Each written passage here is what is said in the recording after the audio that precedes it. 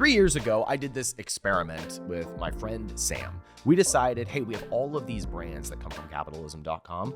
Let's take some capital and let's invest into the ones that we think are going to break out, because we see all of these great successes from the capitalism community of people who are starting businesses and then having $15 million exits, $20 million exits, $10 million exits. And we're like, okay, it's one thing to just teach this stuff and take people's money inside the 1% or have them as a podcast subscriber or subscribe on YouTube. But what if we could get in on the ground floor with these brands, help them grow faster, and help them have really successful exits? So that's what we started doing in mid-2020. We've had some ups and downs and lefts and rights. And on this episode, Sam and I talk about what is working inside of the brands that are working, and also what went wrong with the brands that didn't work out. So if you're at the early phases of your business, you're going to hear some pitfalls to avoid. You're also going to hear some strategies that are working right now for us based in the brands that are doing well. And of course, if you're listening to this and that you're at the beginning of your journey and you're like, I want to partner with the fund at some point, the best place for you to start is inside the 1%, which you can apply for at capitalism.com/1. We can get you on the road to 1 million, and then Sam and I can come in and see if you've got something that we want to be a part of. All right, so in this episode, I'm going to share with you the results of the Capitalism Fund up to this point, and also share with you what's working and where we're going next. Enjoy. I thought it would be good for us to sort of give an update of what all has happened in the last couple of years with the fund, because we started this thing, we raised the money in 2020, worst time ever to raise a fund. And it took, one thing that I sometimes have to remind myself of is it took us a year to deploy capital. Yeah. Because we raised the fund on a deal that didn't go through. Yeah. So the timeline was, I think we started the fundraising sometime like mid-March, actually, is when we started the emails going out. So as like right in the throes of COVID, didn't know exactly what was happening. It did work out pretty well. Like we were able to, raise capital relatively easily in that time frame. But the deployment did take some time because there was a lot of upheaval. Everything from, the valuations of businesses were up in the air, what the world was going to do with e-com, and then supply chain especially was interrupted quite a bit in those years. So it took us about a year and a quarter to get deployed to where we're at right now. Yeah, and it was bumpy because you had the big run up in 2021, and you had the supply chain crunches in 21 and 22. And so e-commerce was just all over the place. And now, at least on our side, they've kind of settled a bit, consolidated around a few of our winners. And we didn't really know what our thesis was. We thought we knew.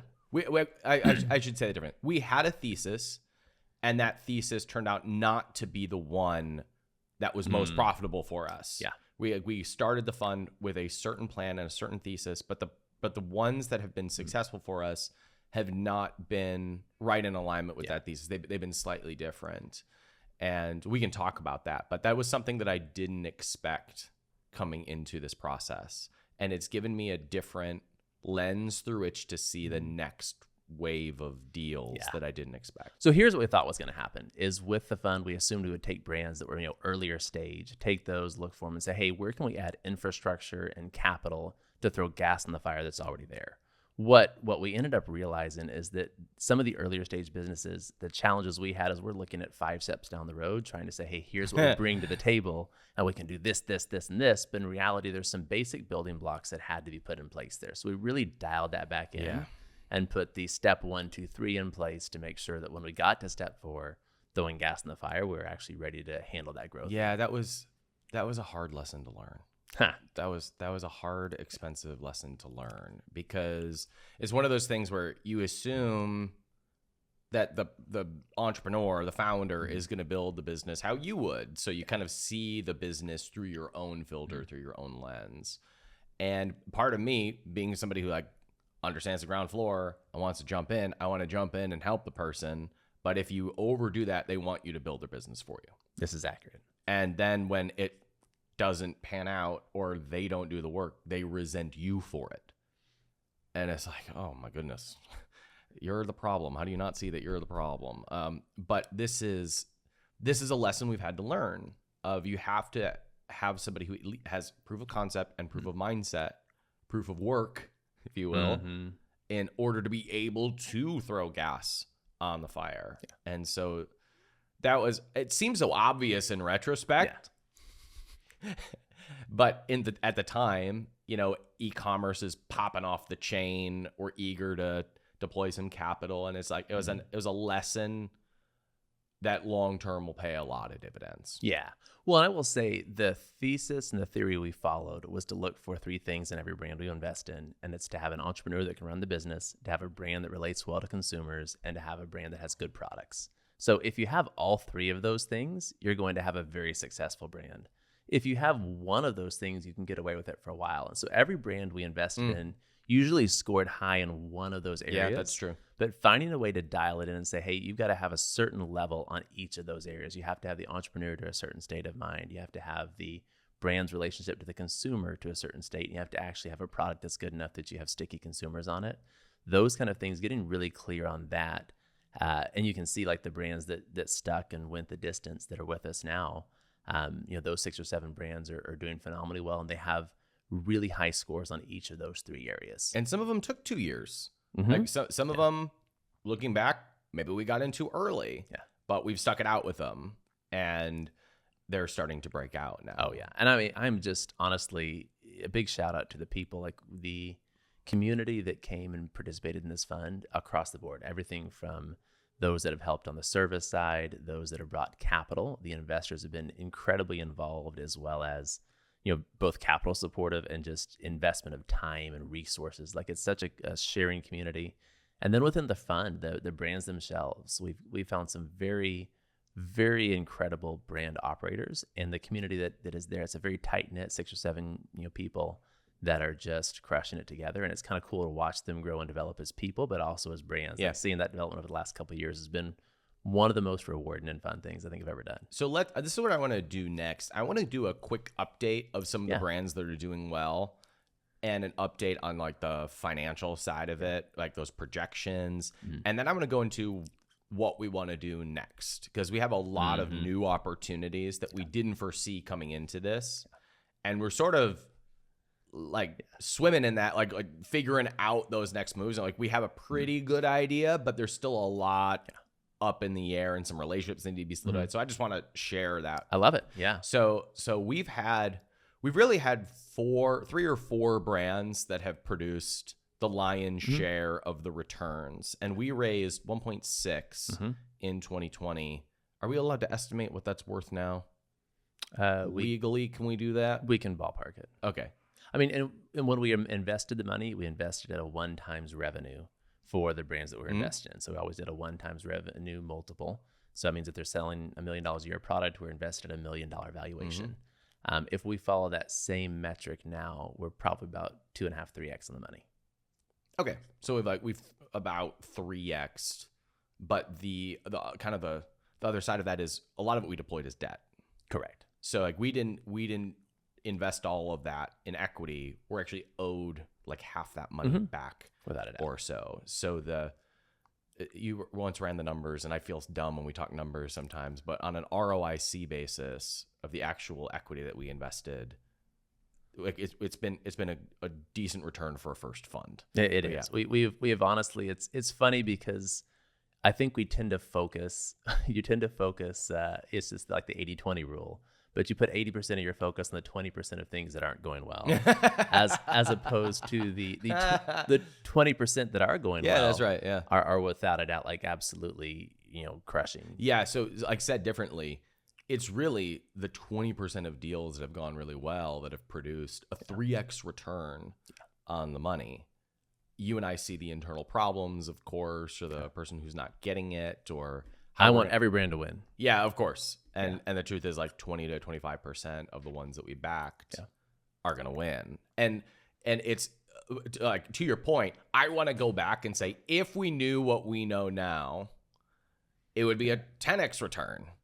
Yeah. But it was like, but I have to remember, like, it was our first fund, our first thesis, and a 3x return so far, less than 3 years in, not bad.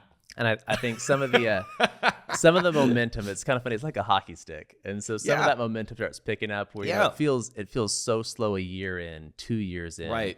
And then like here in the last probably 6 months, I think we've started to see some of these things, some of the seeds that were planted starting to take momentum. Totally. And so that liftoff has been really exciting and really fun. And it's a great time to be able to like share that kind of energy, because this has been a lot of hard work for everybody on all fronts. But I mean, the brand owners have stood up and we've stood up. It's been really good. So let's go into some details about that, because like it is exciting to think about. You're right. The momentum was really kind of flatlined for like 12 to 18 months. And then it started to pick up and we're like, whew, okay, we have some winners in here. And now we're starting to see some really break out. And so the return for our investors and for ourselves, hopefully will go up with that momentum. And the one that I'm thinking about right now is Sinless Snacks. And of course it's sitting behind you over there. there. You go. But the thing that has really broken out there is that was a brand that Nick, the founder, decided to do a complete redo. Yeah. So we invested at the valuation of where he was, and then we were like, actually, we need to do the whole thing over again. Started out as keto brownie. We decided we want to shift away from the keto mindset. Yep. And we scrapped the entire product line, the entire brand, and started over. Yes. So if you think about it, that launched, like the new branding and the new product probably launched 12 months ago, give or take. I don't think it's been 18 months. And that first SKU went, like, on a good day is doing 60 units a day. Right. And then the new formulation of this product is just a category create. Like, I'm so excited for it, but it took 18 months of like proving the market, getting repeat customers, making sure we don't run out of money. And like, even maintaining the excitement of Nick carrying over. He has got 4 years at Keto Brownie. Now he's starting all over again. Of course, that's going to feel demoralizing. So taking 18 months to really build up that momentum. And now we're starting to hit pay dirt on this in a food space, and food brands have really strong valuations. Like, we're just starting to see a liftoff on this brand. We've been excited about it for years, but we're just starting to see liftoff on this thing. Yeah. It's been really cool to watch that growth as well, too, because it's one of those ones where we talk about the three things every brand needs, which is product, brand and consumer relationship, and entrepreneur. And so with that, the brand and consumer relationship has always been great. It's a small list, like a relatively small list, but it's been very productive revenue-wise. And that's carried over into the new, like when they rebranded from Keto Brownie to Sinless. But the entrepreneur side, like Nick is really in the last 6 months has really stepped up. He as really an entrepreneur. has. And it's kind of fun to watch. You can like, tell he's putting in like personal development work. It changes the game from the top down when the entrepreneur is plugged in that way. And so, like, I think you went through that time frame where when he was stepping through the rebrand, there's a lot, and there's a lot of crap going on. And so getting to like go through the rebrand, see that everything carries through, and then starting to see some of the success of those product launches, like all the seeds that were planted to really relate your brand well to the consumer, all those seeds are starting to pay off as these new launches become easier and easier. And then the relationships that brings, like we've actually like upped the relationship game a lot. And then, you know, some of the pressure, the things that you don't see pay off today are things like lining up your supply chain, going and improving your product, developing those things. All of those things are long-term benefits, but he's starting to see the benefit of that because now our COGS are lower. Right. We're able to spend more on marketing. We're able to get more of our target. We've recently reduced the COG of the main SKU by like 30%. There was a whole long story for how this took place, and it was a very fun little detective game that we played with what our current supplier was doing and some things. There was actually just some places that were giving inaccurate lead times and numbers for whatever reason they had on their side, but we got to the end of it. And by doing all the diligence on that and really dig into the supply chain, we were able to cut COGS down on this main SKU like 30-35%. And reduce lead time. Lead 16 Oh weeks. yeah, lead time was cut down like 60%. Like significantly lower lead time. And I don't think people realize how big of a difference that makes, because go Google cash conversion cycles, and we'll come back to this at some point in time. Just Google cash conversion cycle. No, go ahead. Yes. Well, I mean, we would sell out and then just be sitting and sell out and be sitting, and it was really hard to make projections, so we would lose momentum over and over again. And so we've solved that issue. Yeah. And so now you can have consistent growth and you can launch additional SKUs. And now he has 3 great products, 2 that are performing regularly or performing well. One that we're like, this is the best product. Like, why are people not picking it up? But sometimes the marketplace just has a different opinion. And this is what I think has changed for us in the fund over this time is at first, all these things, none of this is new information. This is not rocket science. Everything we're talking about doing here, we've all known to do. But I think one thing we've done a lot better here in the last year is we have really systematized this down where the brands that we work with kind of follow the same general processes. Yeah. Because, for example, we know a brand needs to be able to have inventory in stock to be able to be profitable. Yes. We're not breaking new ground here, but there's a few ways to solve that. And so typically when a brand looks at this, they say, well, I need more inventory. How do I fix this problem? And they either get stuck or they go find inventory financing or whatever. But when you work your way and say, well, our goal is to reduce the cash conversion cycle. When do we send money out to when do we get money back in? Well, there's two ways to do that. One way is to get more debt, so you have a lot more cushion in that time frame. Another way is to work with your manufacturers and try to bring that side of the cash conversion cycle closer to when cash comes back in the door. So like all these little moves, not any one thing is the right move for every business because each business is bespoke, but being able to go in and say, hey, here's the process we follow to give the brands a greater likelihood of success. And then we, multiply that likely success with capital. That's really been the sweet spot. And that's what I think has kind of shifted for us as opposed to it being a scattered, what do you need, to a, hey, here's the process that brands follow to have a really, really high likelihood for success. Right. And it's been kind of cool watching that. And that's the behind the scenes thing that you don't see. Yeah. Is like, oh, we need to increase the cash conversion cycle. And that doesn't sound cool on a podcast. Like, I could probably make it sound cool. 4 hours, 4 hours, a couple spreadsheets. I've got you there. I'm just kidding. But it's the absolute difference maker for a brand like it is. Sinless Snacks. Oh, without a doubt. Our lead time was 127 days. I kept telling Nick to use a joke of it's like that movie, the 127 hours. The guy falls with the rock and pins his arm. Someone's gonna Google this later. You know what I mean? But like he's pinned for 127 hours, has to cut off his own arm. It's a whole thing. It was equally as painful to know that our product was selling 50 units a day and we couldn't run ads to it because we were set to run out of stock because of how long this lead time was. And so the good thing is that pain point though did cause the steps, and working through saying, hey, how can we improve this cycle? Do we need to change the product? Do we need to change the manufacturer? Do we need to, and we did a variety of those things and actually came out with a way better product for a way better price. Yeah. So we have a decent amount of capital deployed into Sinless Snacks because we believe in it. So it's been exciting to see that grow. There were times, this is risky to admit, but there were times that we would look at each other and be like, if this brand fails, it looks really bad. Yeah. Like because we bid off a lot on that brand. And I think now we're the brand is at least like sustainable. Oh yeah. And now we're releasing products that you and I mean, if the worst thing happened, we would take the boxes and distribute them to our investors and never be like, we're good. These are fantastic. So, and it makes it much easier to refer partners or influencers when you have that amount of conviction. But again, it took years to get to this point. You sent me a text message this weekend, 2 days ago, where you said, does anybody know this guy? And I said, yeah, I've been DMing with him for the last 4 months because he read my book and I've just been building. He has a great following. He lives here in Austin. Great following right in the target space. Exactly. And so we're going to set up a meeting and we're going to see if we can bring in a couple of influencers that would be interested in a brand like this. And that's a total game changer but only when you have supply, right? You have capital. You have a great freaking product, which we finally have, which means that this brand could be in position to just light on fire and be worth millions and millions of dollars.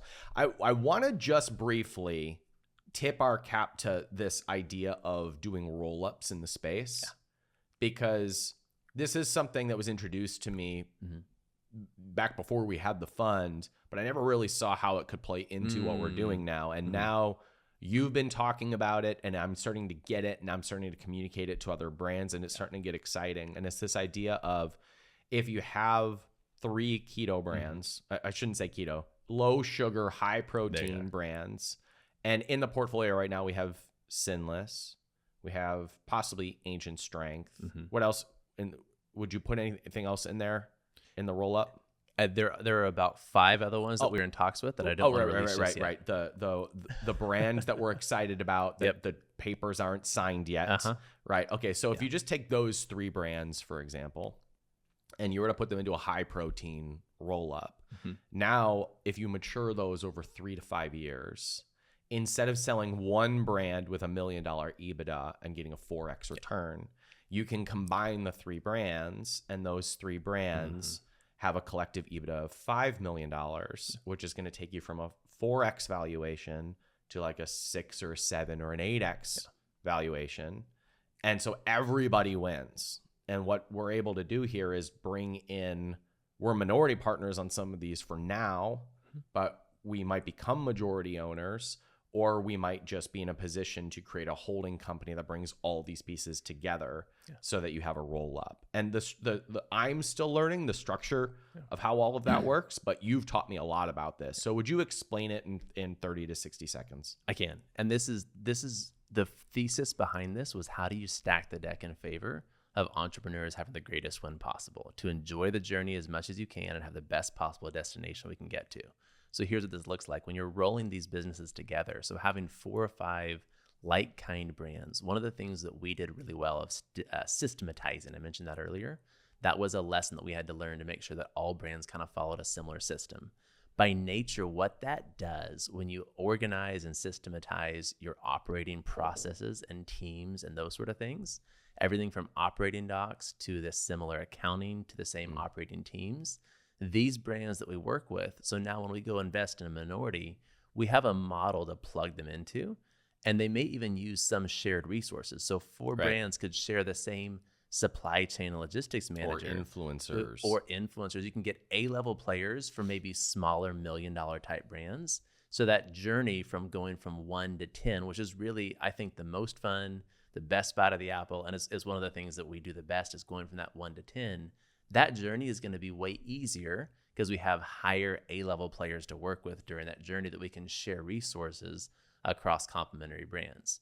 By making the processes systematized, where each brand has the same kind of operating documents, as the same accounting and all those things, when we do go to potentially roll them up, nobody's required to roll up, but we do go to potentially roll up, it's an absolute no-brainer value add for the brand to say, hey, when we bundle together, an aggregator or a purchaser down the road is going to say, this is amazing.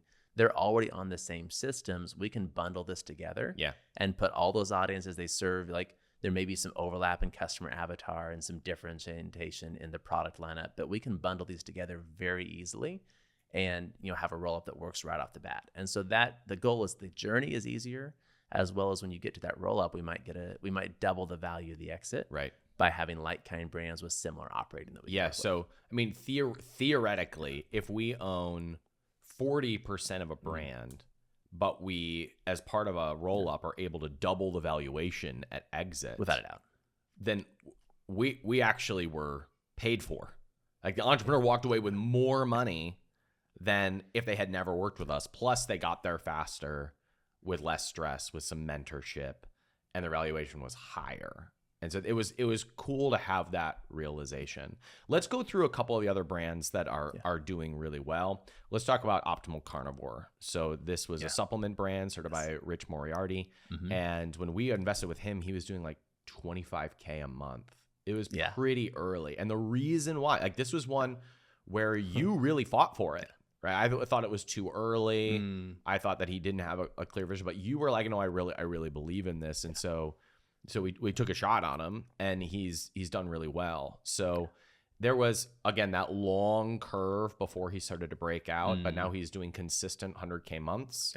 So he's essentially 4x'd since we invested, and we bought a decent chunk of the business in the early phases.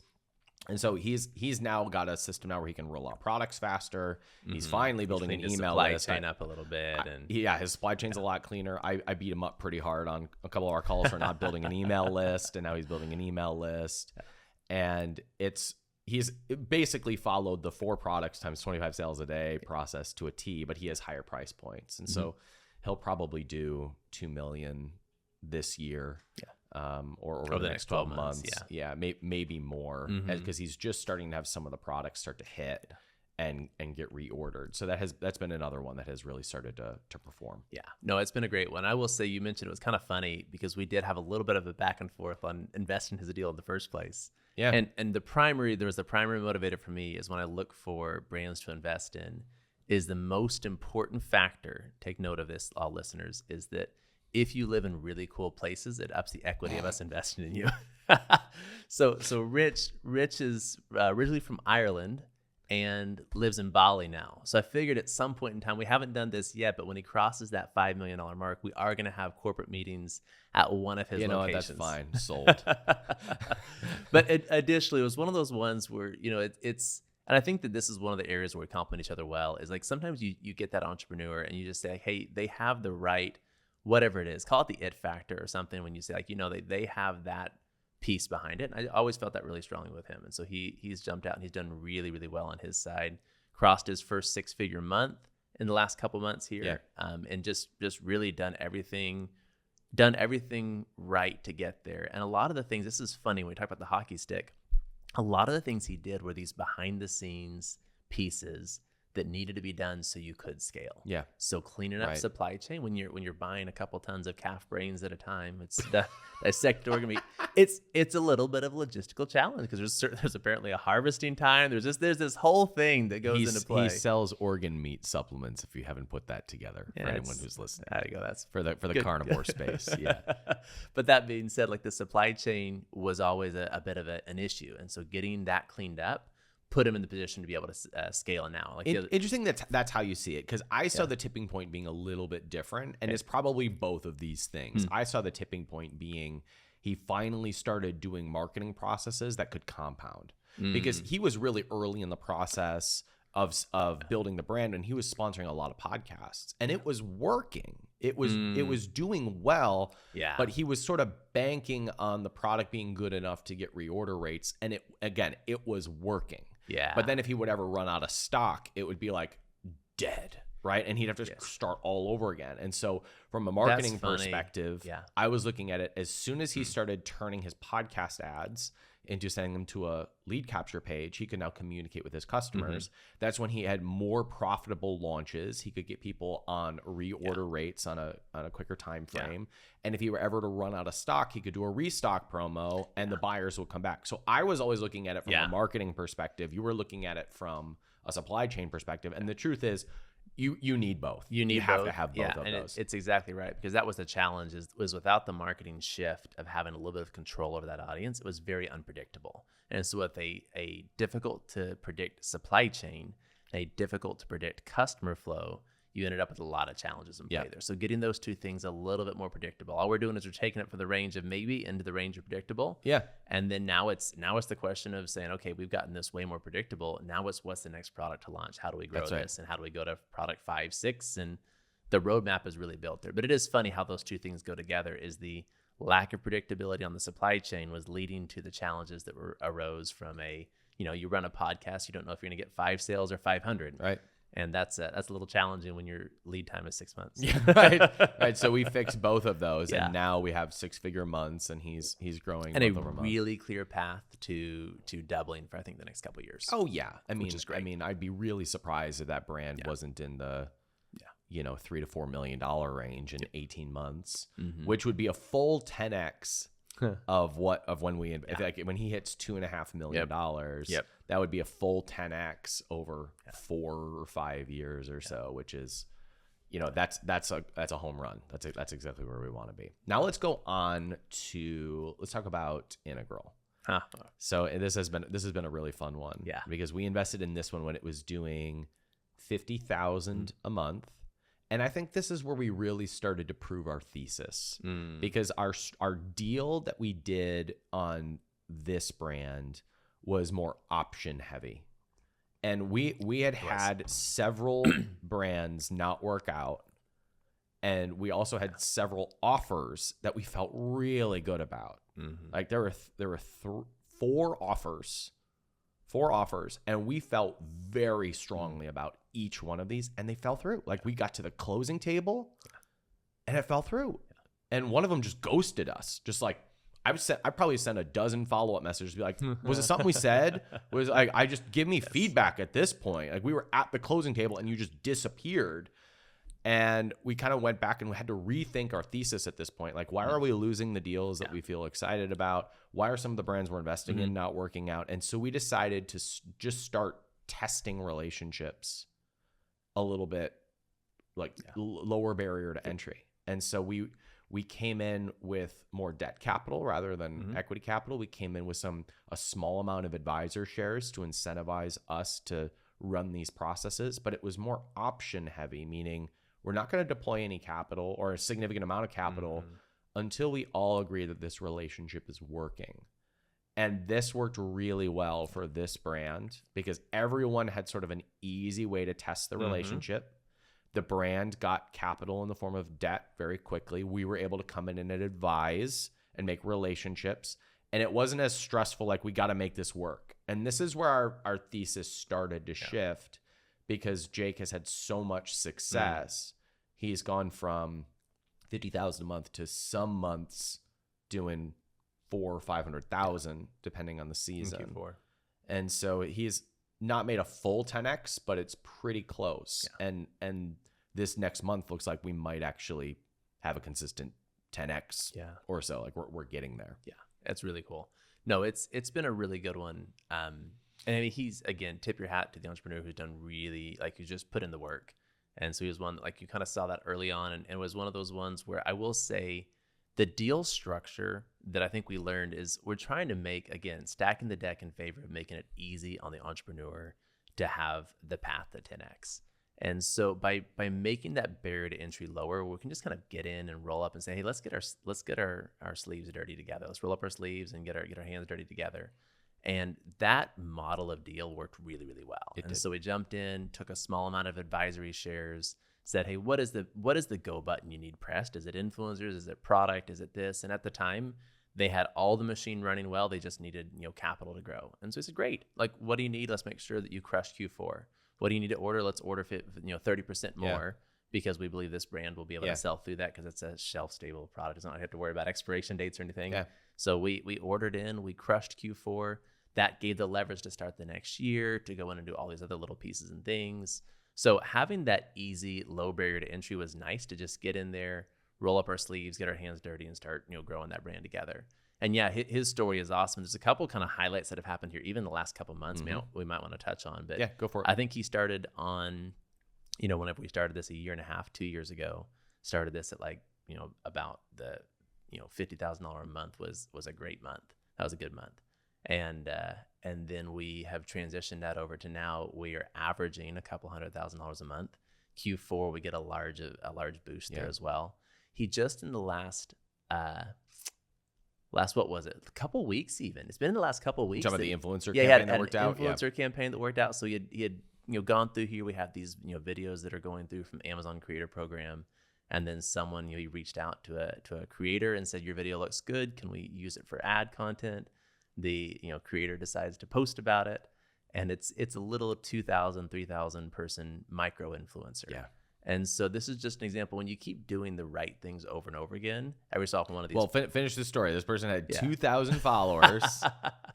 2,000 followers, posted the video. It's not a super exciting video. No, it's not super. It's vanilla. It's very vanilla. That's a great word for it. It's not the one that you would think would go viral. And it went, and I think it had like 5 or 6 million views after this was done. It was an explainer video of here's the product. Yeah, here's how the product works. But the thing that made it go bananas was arguments that broke out in the comments. Yeah, which is fun. Yeah, apparently, Ryan, parents like to tell other parents how to comment. That's a surprising. And so when war broke out about should you be using this product? Is this actually going to, is this safe for your kids? And they're like, there's crash tests and all this stuff. It's like, we have an engineer who crash tested this. We're in good shape. Yeah. So, but the war that broke out in the comments was what made it go viral, which was a light bulb moment for me, saying if you can cultivate some amount of controversy, or take a stand, or that actually is great for ad conversion, right? And you don't want to be controversial just to be controversial, but if you can take a stand for something and know that there's going to be pushback, you're going to have people who are pushing it forward as well, and that was certainly the case. So that converted like bananas. The influencer is thrilled. We're running out of stock on this new product that was doing 10 sales a day. Now it's doing 100 sales a day and then some. We're rushing to get that product back in stock. It's back in stock now. And so we're starting to hit some really cool lift off on some pieces with this Oh brand. yeah, and that alone, like that product going from where it was selling 10 to 15 units a day, sold 600 and 400 before it ran out of stock, and now Wow. it's stuck the landing though of 50 to 60 units a day that it's averaging now that we're back in stock, which is just super cool to be at that range. That's a nice. I mean, that alone is another $500,000 added to a business, and that's something that just it's how cool that can be over 3 months time from getting a product idea to having it shipped here. It was a relatively quick time frame to be able to add $500,000 of enterprise value to the business. That's super cool. And then from the fund standpoint, what's great about this is that influencer relationship, that's a valuable asset that can be used because that was in the mommy space.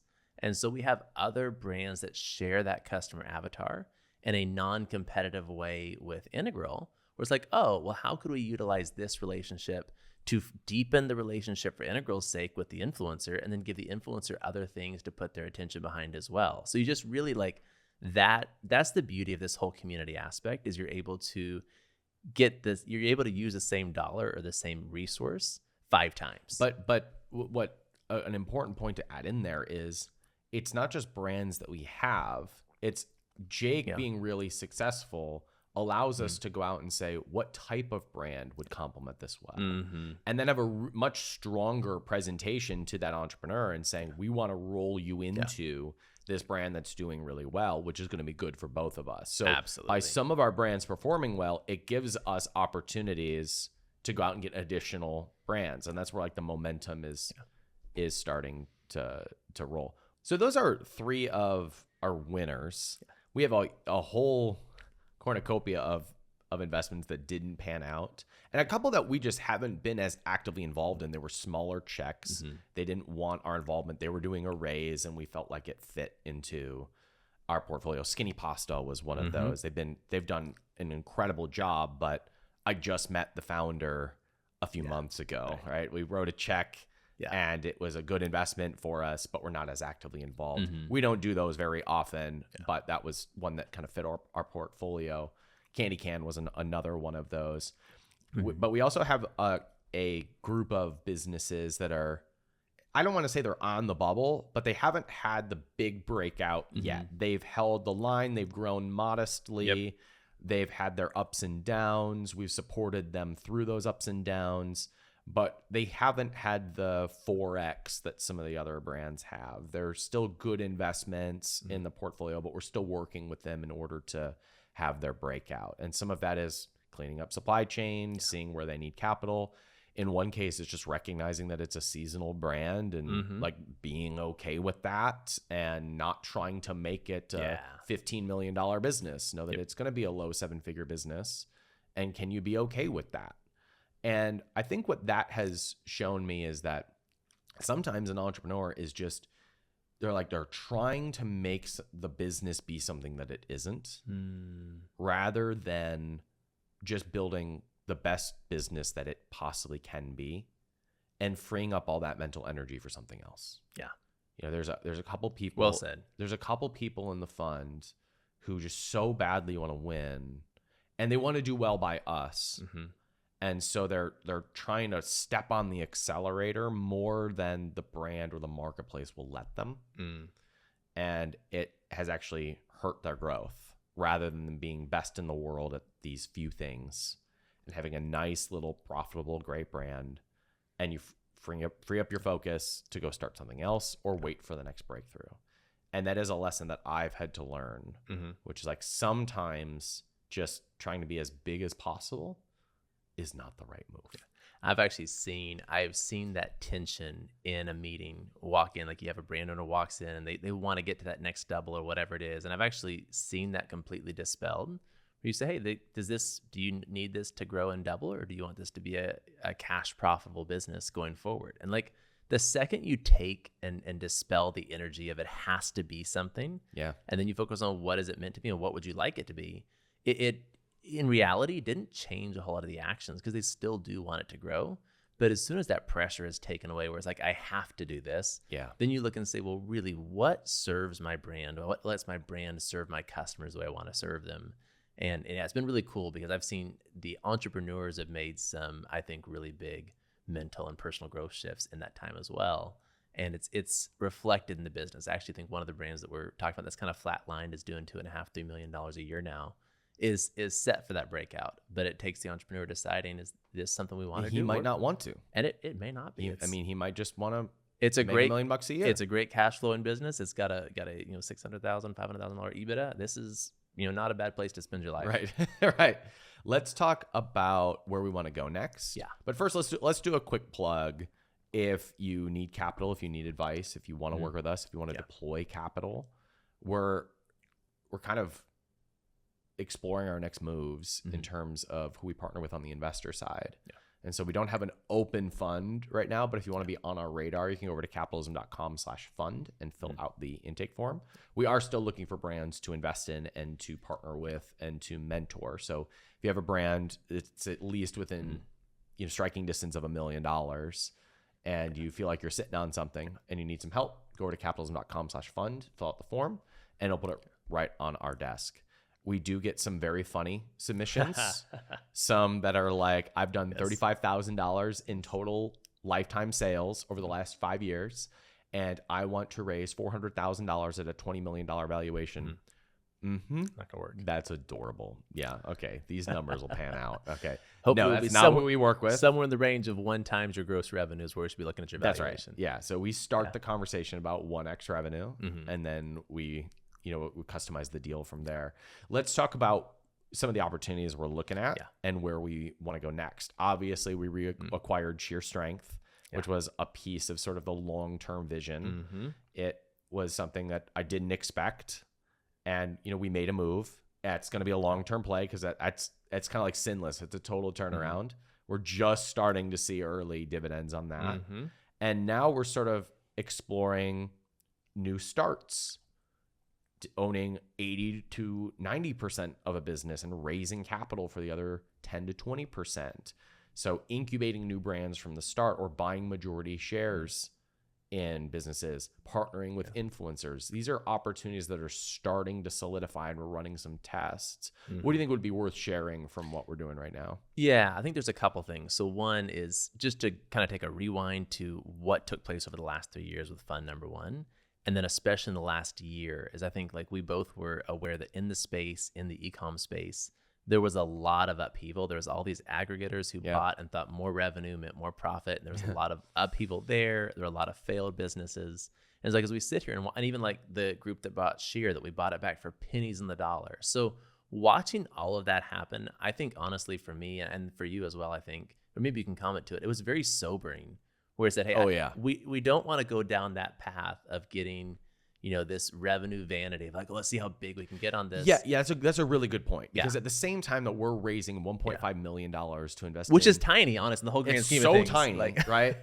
And like we're raising $1.5 million to deploy into minority stakes in physical product brands and taking an active mentoring role. At the same time of doing that, Thrasio is raising money at $1 billion valuation, sprinting towards a $10 billion valuation. And so it was tempting for us to be like, oh, we gotta go faster. What are we doing wrong?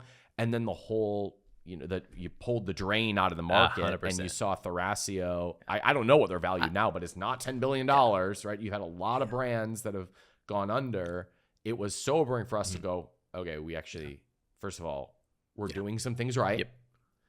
And like the slow along game works for us.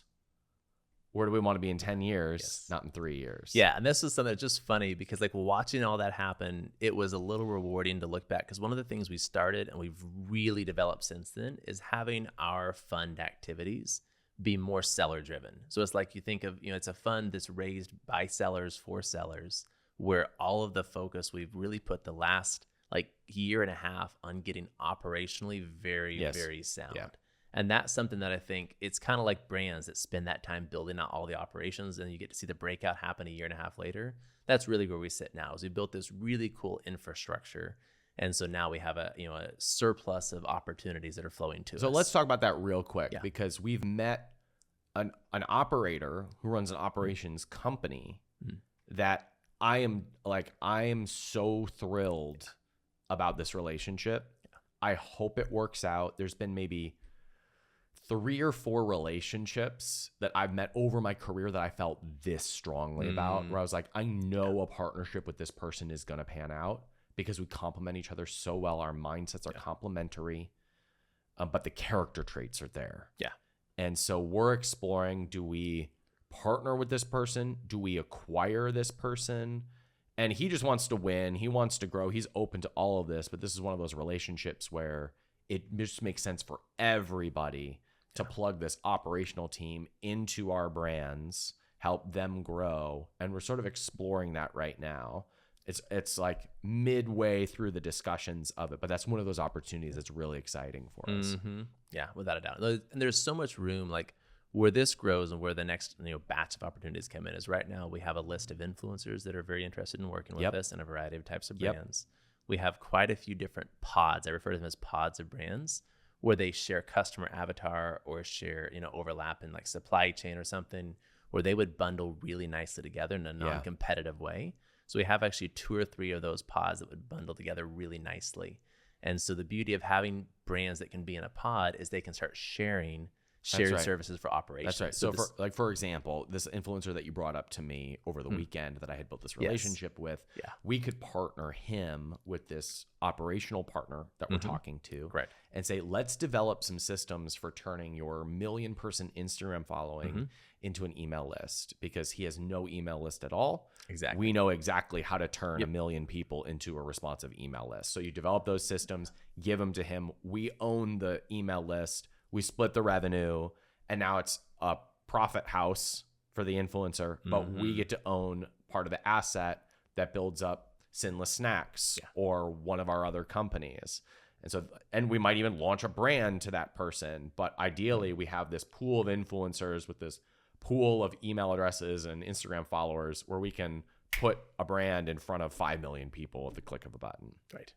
Yeah, that's fun. It is super fun, and it's just one of those ones where 1 + 1 can actually equal 4. There's a lot of that talk that took place over the last 3-4 years, but there are areas where the 1 + 1 does equal more than that. And so having these influencers that you can use across multiple brands, service people where you can hire a better A-level person to work with brands, as opposed to if you're bootstrapping, you can only do so much. Just ways to stack the deck in favor of each of these brands succeeding, and that's what I would say. Like right now, we are more opportunity heavy than we've probably been in the past, because there's a lot of room for growth with some of these brands that are shifting from being product focused to being brand focused, and that's kind of right in our sweet spot. And so yes, we've got some really amazing opportunities in a few different spaces. And then from the capital side, as I have a few of our partners who've come actually from your audience who've had multiple exits, and they are excited to be able to buy multiple brands and be a part of this as well. Yeah. So, and we have the fun side where we mostly bought minority stakes in companies and advised them. That's like, we have mostly a bow on that. We might have room for another deal or two, but mostly we're focused on the 5 or 6 brands that are producing and have already 3x'd the total investment or so. Like that's the focus there. But moving forward, we have these opportunities and we're not quite sure how it's all going to fall. And so that's the exciting and uncertain part of the journey, is like we have this group of opportunities. How does that parlay into the next one? But that's where I'm most excited, where I think we've really proven the thesis and what we can do. And now we're a couple relationships away from that being something special. I agree. It's been fun, man. Yeah. I can't imagine a better partner for it. So thank you for being in this with me. Again, if you want to partner with us in some way, go to capitalism.com/fund. You can fill out the information as an investor or as a brand that you want to be advised or receive capital. If you listen to this whole thing and you're like, that would be a nice thing for me to do a year or two from now, and you need help on the road to 1 million, come join us in the 1% at capitalism.com/1, where you will come up with your idea, have your $10,000 launch, build towards $50,000 and then $80,000 a month, and have the foundation for a business that has 100 sales a day, which is $1 million business. And then we can come in and help you go to 10. That's right. Good to see you, Sam. Good to see you. Thanks for being with us, everybody.